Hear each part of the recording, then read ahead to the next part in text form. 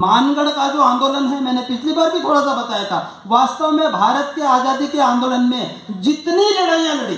उन लड़ाइयों को अगर आप तुलनात्मक अध्ययन करेंगे तो मानगढ़ जैसा बलिदान आपको इस देश में कहीं नहीं मिलेगा। सन 1800 के आसपास एक सती सुरमल खराड़ी नाम के भील संत थे।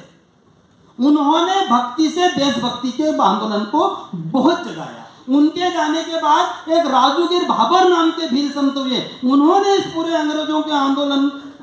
के खिलाफ आंदोलन खड़ा किया। उसके बाद गोविंद गुरु आए, उन्होंने भीलों के साथ मिलकर 125 साल पहले भारत की आजादी कैसे होगी उसमें लाखों परिवार को जगाया। 17 नवंबर 1913 का जो बलिदान हुआ है, वास्तव में उस बलिदान की माटी की वंदना करने के लिए हम सबको राजस्थान गुजरात की सीमा पर जो मानगढ़ है वहां जरूर एक बार आप ये बात कह सकते हैं कि एक तरफ अंग्रेजों ने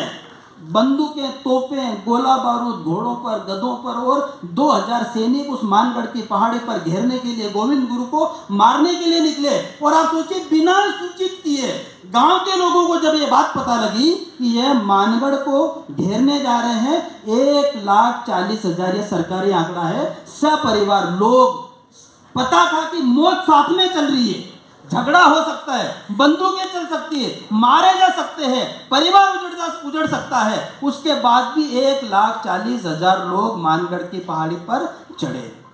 उसकी घटनाएं कैसी है? एक माना पारगी नाम के व्यक्ति थे, उनको दीवार में जिंदा चुनवा दिया, पर कहीं इतिहास में उल्लेख नहीं। कितने लोगों को आजन्म और काला पानी और फांसी की सजा हुई, बिल्कुल भी कोई घटना नहीं। उसी समय अंग्रेज इतने नरशंस थे, उन्होंने जब दूरबीन से देखा कि पूरी पहाड़ी पर हजारों लोग मरे पड़े, खून बहा हुआ है, तो उन्होंने देखा कि एक लड़की जिसका नाम अभी हम गए तब पता लगा, रेखा निनामा भलेर गांव की थी, अपनी मरी हुई माँ का दूध पी रही थी। उस दृश्य के बाद अंग्रेजों ने गोली चालन बंद किया। उसमें गांव के लोगों का तो कहना है कि 4-5 हजार लोग मरे होंगे, और उन 4-5 हजार लोगों के उन लाशों के साथ, आपको ध्यान में नहीं होगा, अंग्रेजों ने लाश नहीं उठाने दी, चील कोये कुत्तों ने वो लाश सड़ी रही तब तक खाके खत्म किया, उनका दाह संस्कार नहीं होने दिया, ताकि समाज में भय पैदा हो, हमारे खिलाफ खड़े होने वाले का हश्र क्या होगा। तो वह जो मानगढ़ का आंदोलन है वो भारत के भीलों की शौर्य का परिणाम है, शौर्य की गाथा है, अंग्रेजों की नरसंसता और क्रूरता का जीता जागता उदाहरण मानगढ़ की पहाड़ी पर दिखता है।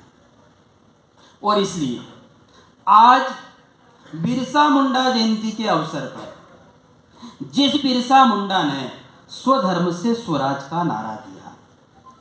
क्योंकि आप ये भी सोचिए कि जो आदमी 1000 लोग मरे होंगे और उन 4-5 हजार लोगों के उन लाशों के साथ, आपको ध्यान में नहीं होगा, अंग्रेजों ने लाश नहीं उठाने दी, चील कोये कुत्तों ने वो लाश सड़ी रही तब तक खाके खत्म किया, उनका दाह संस्कार नहीं होने दिया, ताकि समाज में भय पैदा हो, हमारे खिलाफ खड़े होने वाले का हश्र क्या होगा। तो वह जो मानगढ़ का आंदोलन है वो भारत के भीलों की शौर्य का परिणाम है, शौर्य की गाथा है, अंग्रेजों की नरसंसता और क्रूरता का जीता जागता उदाहरण मानगढ़ की पहाड़ी पर दिखता है।